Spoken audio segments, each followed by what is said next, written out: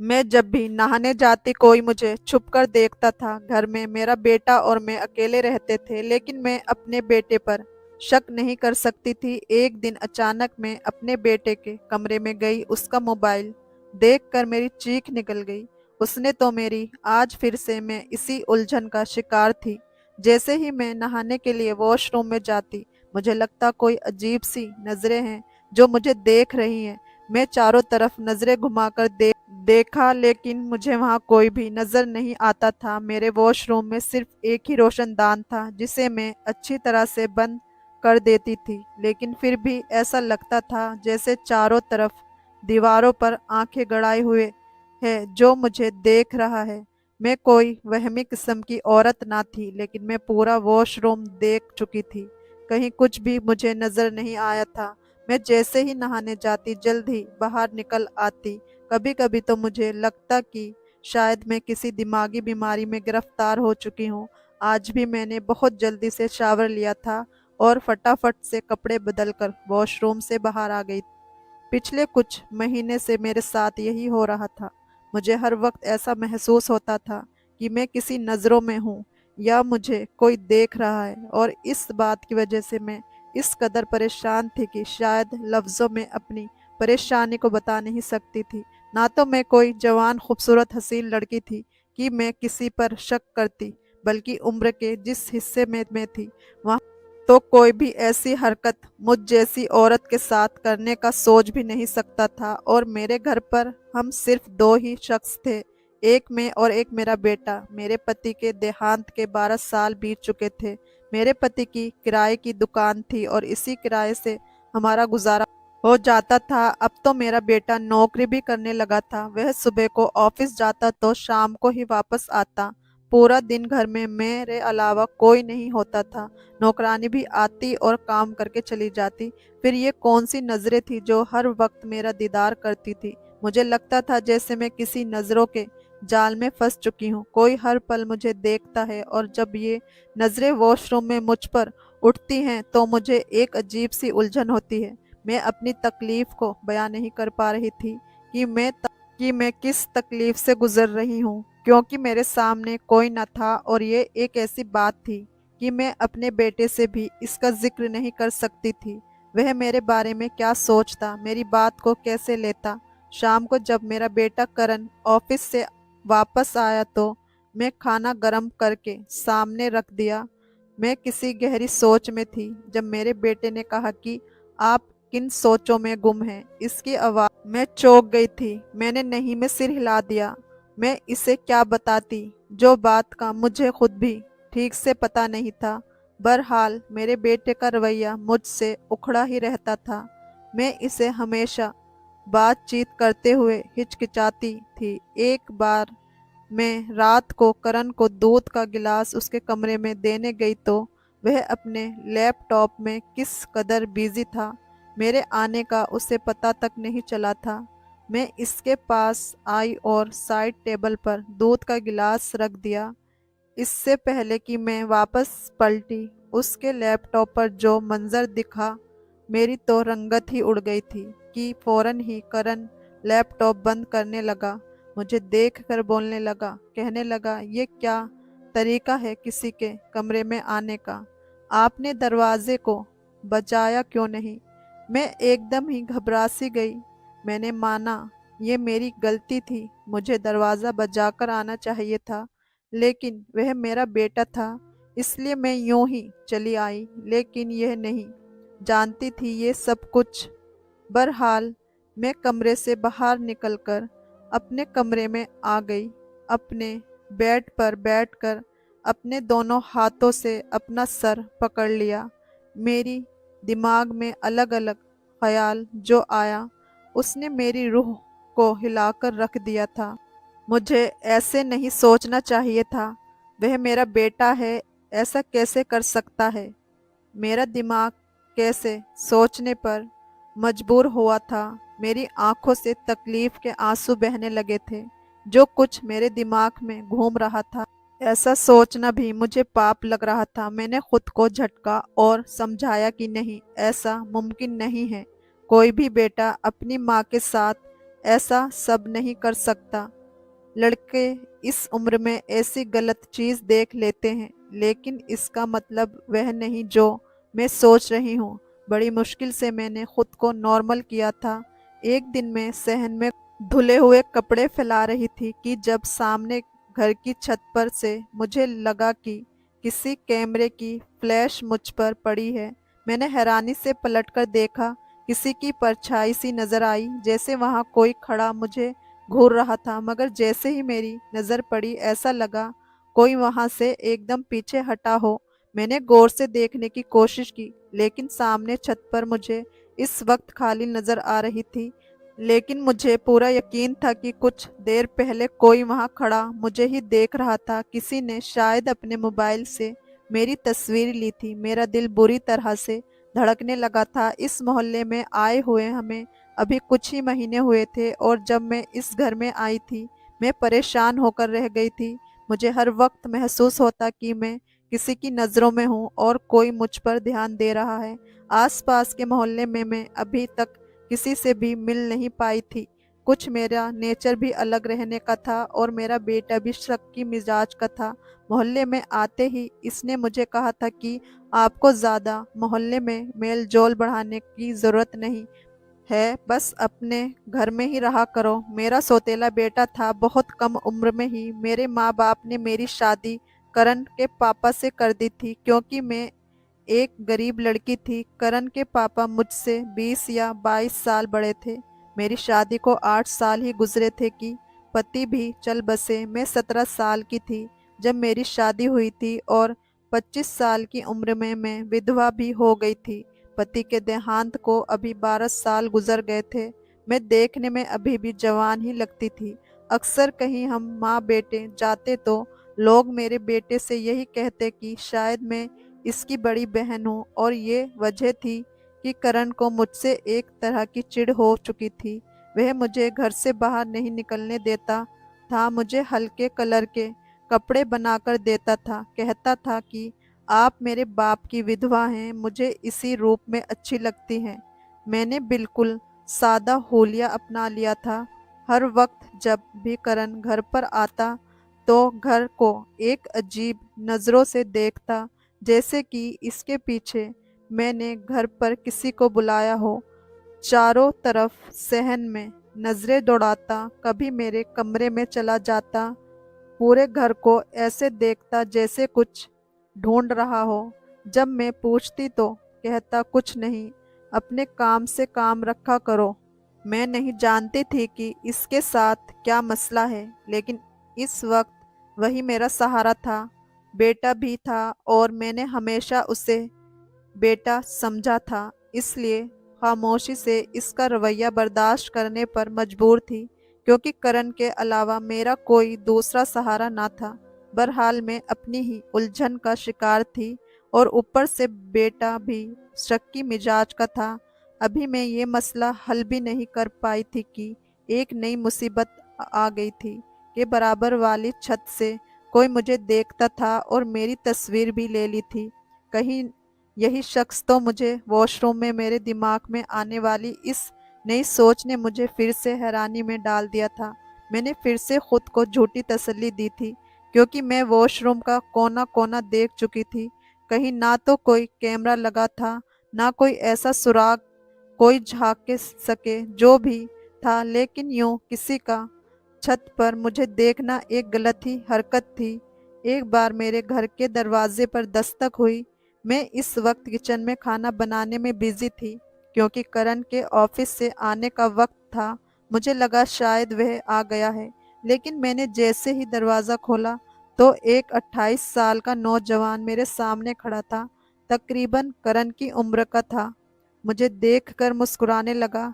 इसके हाथ में बिरयानी की प्लेट थी। कहने लगा कि मैं पड़ोस में आया हूँ, आप लोग शायद नए हैं, इस घर में शिफ्ट हुए हैं, इसलिए माँ ने कहा है कि पड़ोसियों के यहाँ बिरयानी दे आओ। मैंने इसके हाथ से प्लेट पकड़ी तो वह अंदर आने के लिए कदम बढ़ाने लगा, लेकिन मैं इसके सामने खड़ी हो गई। मैंने कहा बेटा तुम यहीं खड़े हो, मैं तुम्हें खाली प्लेट वापस करती हूँ। ये सुनकर तो वह हैरत में आ गया। कहने लगा कि मैं इतना भी छोटा नहीं हूँ कि आप मुझे बेटा कह दें। आप मुझसे बस कुछ ही साल तो बड़ी होंगी, इसलिए मुझे बेटा मत कहें। इसकी बात सुनकर तो मैं इसे हैरत से देखने लगी थी। मैंने कहा कि मेरा बेटा भी तुम्हारी ही उम्र का है। ये बात सुनकर उसने पूरी आंखें फैलाकर मुझे देखा, कहने लगा, वह लड़का आपका बेटा है? मैंने तो समझा कि आपका छोटा भाई है। ये कहकर वे बड़े ही आराम से घर के अंदर दाखिल हो गया। मैं तो उसे देखते ही रह गई थी। करण के आने का वक्त भी हो रहा था, इसलिए मेरा दिल डर के मारे कांपने लगा था। करण बड़ा खुले मिजाज का लड़का था। कहने लगा, आपका नाम क्या है? मैंने कहा, तुम्हें क्या मतलब, तुम मुझे आंटी कहो। इस बात पर उसने अपनी दोनों भवें ऊपर की। कहने लगा कि नहीं जी, अभी आप इतनी भी बूढ़ी नहीं हुई हैं कि मैं आपको आंटी कहूँ। अच्छी खासी खूबसूरत और जवान है। मैं तो आपके नाम से ही आपको पुकारूंगा। यकीनन वह भी आपकी तरह बहुत खूबसूरत होगा। इससे पहले कि मैं इसके इस तरह के ऐसे अंदाज पर गुस्सा करती, कहने लगा, चलो नाम ना बताओ, एक कप चाय ही पिला दें। पड़ोसियों का भी कुछ हक होता है। ये कहकर वह सहन पर रखी कुर्सी पर आराम से बैठ गया। मैं किचन में आ गई, जल्दी से प्लेट खाली की, गैस पर चाय भी रख दी। मेरा दिल इस वक्त इस बात पर घबरा रहा था कि कहीं करण आ गया तो ना जाने किस नज़रों से मुझे देखेगा, क्या सोचेगा। वह खाली घर को भी देखता है जैसे कोई घर में छुपा बैठा हो। जल्दी जल्दी से मैंने एक कप चाय बनाई और इस लड़के को दे दी। मैंने कहा कि अपनी माँ से थैंक्स कहना और चाय पीकर बाहर जाते हुए दरवाज़ा बंद कर देना, मुझे ज़रा किचन में काम है। ये कहकर मैं किचन में रोटी बनाने चली गई, क्योंकि करण किसी भी वक्त पहुंचने वाला था और मैं इस लड़के से ज़्यादा बातचीत करना नहीं चाहती थी। 10 मिनट बाद ही खाली कप इस लड़के ने किचन के दरवाजे से मुझे अंदर पकड़ाया। कहने लगा, चाय भी आपकी तरह बहुत ही मीठी थी। बहुत बहुत शुक्रिया। मैं फिर आपसे फुर्सत से मिलूंगा और अपने घर वालों को भी लाऊंगा। ये कहकर वह घर के दरवाजे से बाहर चला गया और दरवाज़ा भी जाते हुए बंद कर गया। मैं तो इसकी बातें सुनकर चकरा कर रह गई थी। अभी मैं इस लड़के की बातों के बारे में ही सोच रही थी कि जब दरवाजे पर बड़ी जोर से दस्तक हुई। मैं तो बुरी तरह से कांप गई थी। जल्दी से किचन से बाहर आई और मैं दरवाजे के पास पूछने लगी, कौन है? करण की बड़ी गुस्से वाली आवाज़ मुझे सुनाई दी थी। कहने लगा, दरवाज़ा खोलो, मैं हूँ। दरवाज़ा खोला तो बड़े गुस्से से घर में दाखिल हुआ। मुझे कहने लगा, घर से बाहर कौन निकल रहा था? करण की आंखें इस वक्त ना जाने किस वजह से लाल थी। वह बहुत ही गुस्से में था। मेरी जुबान न चाहते हुए भी लड़खड़ा आई थी। मैंने कहा, कोई पड़ोसी लड़का था, बिरयानी लेकर आया था। वह मेरे करीब आकर खड़ा हो गया, मेरी आंखों में आंखें डालकर कहने लगा, किससे पूछ के दरवाज़ा खोला था आपने? क्या एक बात आपको समझ नहीं आती? यहाँ कोई भी आए, आप दरवाज़ा नहीं खोलेंगी, किसी से बात नहीं करेंगी, कोई ज़रूरत नहीं है मेल जोल बढ़ाने की। अगर आप अपनी हरकतों से बाज नहीं आई तो मैं ताला लगाकर जाऊंगा कल से। ये कहते ही वह सीधा अपने कमरे में गुस्से में चला गया। उसने अपने कमरे का दरवाज़ा भी बड़ी जोर से बंद किया था। मुझे लगता था कि जैसे मैं करण की माँ न हूँ, उसकी खरीदी हुई गुलाम हूँ। मुझे सास भी मेरी मर्जी से लेने नहीं देता था। बहरहाल मैंने खाना गर्म किया और करण के लिए खाना लगा दिया। खाने के दौरान ही वह मुझे बार बार इसी लड़के के बारे में पूछता रहा और बार बार मुझे यही कहता रहा कि दोबारा मैं दरवाजे पर किसी को ना देख लूं। रात को मैं अपने कमरे में लेटी तो मेरे मोबाइल पर एक अननोन नंबर से मैसेज आने लगा। उसमें लिखा था कि आप बहुत ही खूबसूरत प्यारी हैं। मेरा दिल चाहता है आपसे जी भर के बातें करूं और आप इतने हल्के रंग ना पहना करो। अगर आपने नीले रंग के कपड़े पहने तो आप बहुत जचेंगी, जैसा कि आपने इस दिन सहन में पहना था। ये मैसेज पढ़कर मैं बुरी तरह से घबराई थी। इसका मतलब मेरा शक गलत नहीं था, वाकई कोई था जो मुझे देखता था। देखना तो चलो समझ में आता है, क्योंकि बहुत से घर थे, उनकी छत हमारे घर से ऊंची थी और साफ साफ दिखाई देता था, और मेरा किचन सहन में ही था, इसलिए मेरा ज़्यादातर वक्त सहन में ही गुजरता था। लेकिन जो नज़रें मुझे खुद पर अपने वॉशरूम में उठती हुई महसूस होती थी, वह मुझे जीते जी मारती थी। मैंने फौरन से मैसेज डिलीट किया और मोबाइल ऑफ कर दिया। मैं इसी वक्त पसीने से तर हो चुकी थी। मुझ पर अजीब गरीब सी घबराहट होने लगी थी। कौन था जो मेरी जिंदगी में और जहर घोलने की कोशिश कर रहा था? मैंने अपनी जिंदगी कभी भी खुशी में नहीं गुजारी थी। करण के पापा भी ऐसे ही थे, सक्की मिजाज के थे, और शायद मुझ पर इसलिए इतना शक करते थे कि मैं कम उम्र थी और वह मुझसे 22 साल बड़े थे। मैं खूबसूरत भी बहुत थी, इसलिए हर वक्त उनके शक का निशाना बनी रहती थी। उन्हें लगता था कि पता नहीं कि मैं किसी दूसरे लड़के से चक्कर चला लूंगी। मैं बार बार उन्हें रो रो कर यकीन दिलाती, लेकिन उन्हें यकीन नहीं आता। वह हर वक्त मेरे साथ किसी साय की तरह ही रहते थे, और जब वह बीमार रहने लगे तो सारी जायदाद करण के नाम कर दी, और उसके कान में बस यही भरते रहे कि इस औरत का ख्याल रखना, इसे कभी घर की मलकियत न देना, इसे पाई पाई से मोहताज रखना, कहीं ये भागनी नहीं चाहिए, खूबसूरत है, इससे कोई भी शादी कर लेगा और तुम अकेले बेसहारा रह जाओगे। मैं चाहता हूँ सारी जिंदगी ये मेरे नाम पर ही गुजारे, सारी जिंदगी तुम्हारी माँ बनकर रहे। ये वह आखिरी अल्फाज थे जो मेरे पति ने मेरे बारे में अपने बेटे के दिमाग में किसी जहर की तरह भरे थे, और वह जहर अब करण मेरे साथ उबलता रहता था। उसने कभी भी मेरी इज्जत माँ की हैसियत से नहीं की थी, मुझे कभी अपनी माँ की जगह भी नहीं दी थी। मैं बस इसके बाप की दूसरी बीवी थी।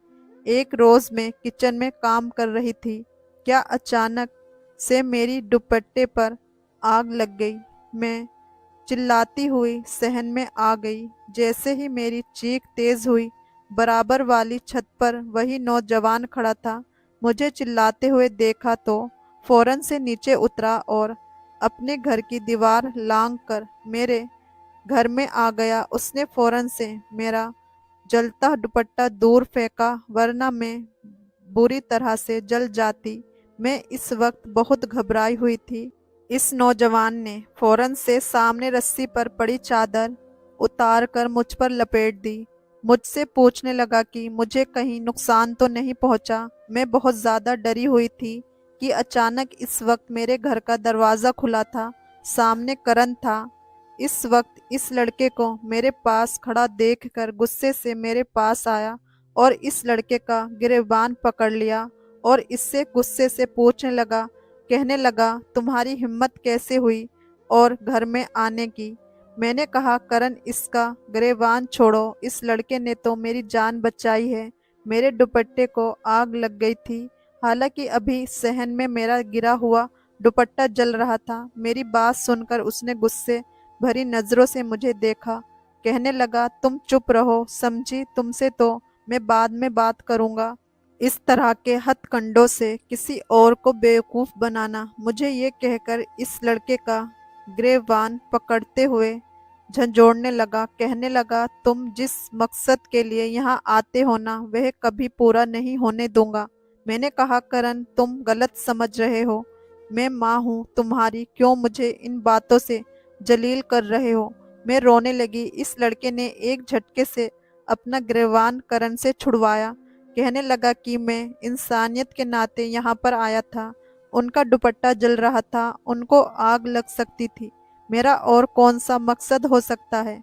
अपनी घटिया सोच अपनी हद तक ही रखो तो सही होगा। करण इस लड़के से कहने लगा था कि क्यों, क्या हुआ, ये तुम्हारी माँ लगती है, क्यों आए थे यहाँ इन्हें बचाने? दुपट्टा जल रहा था तो जलने देते, तुम्हें क्या तकलीफ थी? ये सुनकर मैं हैरत से करण की तरफ देख रही थी, यानी कि इसे कोई फर्क नहीं पड़ता था कि मैं जीऊं या मर जाऊं। वह लड़का कहने लगा कि ये मेरी कुछ भी है या नहीं है मैं नहीं जानता, लेकिन अगर उन्हें कुछ भी नुकसान पहुंचेगा और मैं अगर देखूंगा तो मैं जरूर उन्हें बचाने जाऊंगा। तुमसे जो होता है कर लो।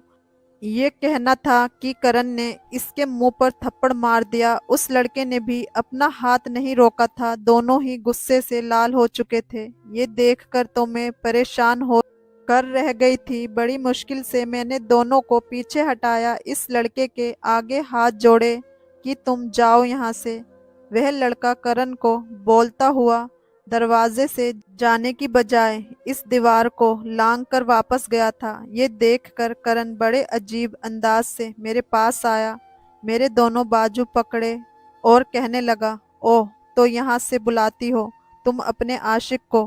फिर कहने लगा कि जो तुम चाहती हो मैं होने नहीं दूंगा। मैं तुम्हारा गला दबा दूंगा, किसी शहर में तुम्हें मार कर दफना दूंगा, लेकिन ये मत समझना कि तुम्हें छोड़ दूंगा।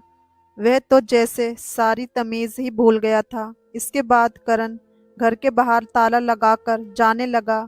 उसने बराबर घर की दीवार पर करंट की वायर लगा दी थी ताकि कोई भी घर पर न आ सके। रात को मेरे मोबाइल पर एक ऐसा मैसेज आया कि मेरे होश उड़ गए। इस मैसेज पर लिखा था कि वॉशरूम में आओ, मैं तुम्हें देखना चाहता हूँ।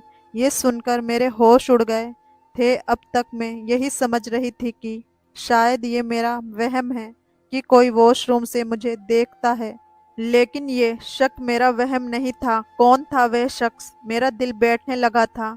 मैंने मोबाइल ऑफ करके रख दिया, लेकिन फिर भी मुझे पूरी रात नींद नहीं आई। मैं जागती रही। सुबह जब मेरी नौकरानी आई तो मैं बुखार में पड़ी थी। मैंने उसकी मिन्नत की कि वह एक रात मेरे पास रुक जाए। मैं बीमार हूँ, कोई ख्याल रखने वाला नहीं है। वह मेरी बात सुनकर मान गई। रात हुई, करण के आने का वक्त हुआ तो मैंने नौकरानी को अपने कमरे में छुपा लिया। मैं नहीं चाहती थी कि करण को इस बात का पता लगे कि घर पर मेरे अलावा कोई और भी है। मैंने करण को खाना दिया और अपने कमरे में जाते ही कमरे की लाइट बंद कर दी और खुद कमरे में छुप गई, क्योंकि जो कोई भी था वह मेरे कमरे में आकर मुझे झांकता था। वॉशरूम में कोई कैमरा ना था। मैंने अपनी नौकरानी को चादर उड़ा दी और उसे वॉशरूम जाने के लिए कहा। वह वॉशरूम चली गई। मैं अपने कमरे के पर्दे के पीछे छुप गई। कुछ देर बाद यही हुआ था। मेरे कमरे का दरवाज़ा बड़ी आहिस्ता से खुला था। एक शख्स खुद पर कोई शॉल ओढ़े मेरे कमरे में दाखिल हुआ और पहले वॉशरूम के दरवाजे के छोटे से हॉल से वॉशरूम के अंदर झांकने लगा। मैं फौरन पर्दे से बाहर निकली और पीछे से इस शख्स को दबोच लिया और शोर मचा दिया। वह शख्स मुझे अंधेरे में नजर तो नहीं आ रहा था, मगर वह मुझे अपने आप को छुड़वा रहा था। शोर की आवाज से करण मेरे कमरे में आ गया। जैसे ही लाइट खोली, नौकरानी भी वॉशरूम से बाहर निकल आई।